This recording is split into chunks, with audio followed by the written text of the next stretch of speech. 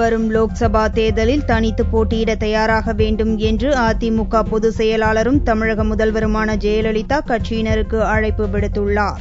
சென்னை வானகரத்தில் உள்ள ஸ்ரீவாரு வெங்கடாஜலபதி மண்டபத்தில் அதிமுகவின் செயற்குழு மற்றும் பொதுக்குழு திங்களன்று நடந்தது. ஜெயலலிதாவை வரவேற்று வழிநடுக பேனர்கள் வைக்கப்பட்டு செண்டை மேளம் முழங்கப்பட்டது.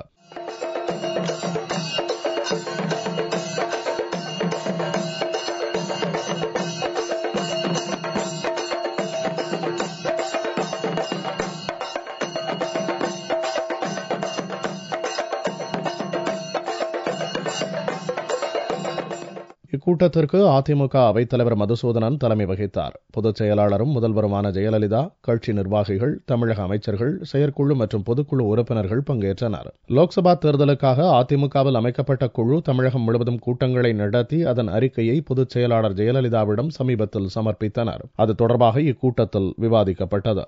அப்போது ஜெயலலிதா பேசுகையில், எந்த தேசிய கட்சியையும் சாராமல் வரும் லோக்சபா தேர்தலில் தனித்து போட்டியிட அதிமுகவினர் தயாராக இருக்க வேண்டும் என்று கேட்டுக் கொண்டார். இக்கூட்டத்தில் 25 தீர்மானங்கள் நிறைவேற்றப்பட்டன. விவசாயிகளுக்கு நிவாரண உதவி, சட்டசபை வைர விழா, காவிரி பிரச்சினையில் அரசின் நடவடிக்கை, அந்நிய முதலீட்டில் உறுதி, ஸ்ரீரங்கத்தில் அன்னதான திட்டம், சத்துணவில் பல்சுவை உணவு, எம்ஜிஆர் நினைவிடம் புனரமைப்பு உள்ளிட்ட நடவடிக்கை எடுத்த கட்சியின் பொதுச் செயலாளரும் முதல்வருமான ஜெயலலிதாவிற்கு பாராட்டு தெரிவிக்கப்பட்டது. டெல்லி தேசிய வளர்ச்சிக் கூட்டத்தில் ஜெயலலிதாவிற்கு ஏற்பட்ட அவமரியாதை, மருத்துவ நுழைவுத் தேர்வு, தமிழகத்திற்கு மின்சாரம் வழங்காதது, அரசு கேபிள் டிஜிட்டல் உரிமம் உள்ளிட்ட பிரச்சினைகளில் மத்திய அரசுக்கு கடும் கண்டனம் தெரிவிக்கப்பட்டது.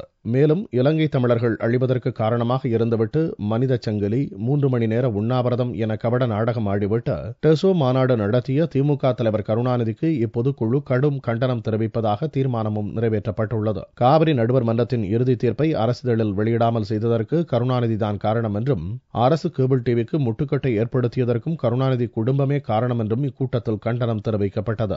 வரும் 2013ஆம் ஆண்டுக்குள் தமிழக மின் நிலையை சீராக்குவது, மின்மிகை மாநிலமாக தமிழகத்தை உருவாக்குவது மற்றும் வரும் லோக்சபா தேர்தல் பிரச்சாரம் ஆகியன குறித்தும் முதல்வர் ஜெயலலிதா இக்கூட்டத்தில் விரிவாக பேசினார்.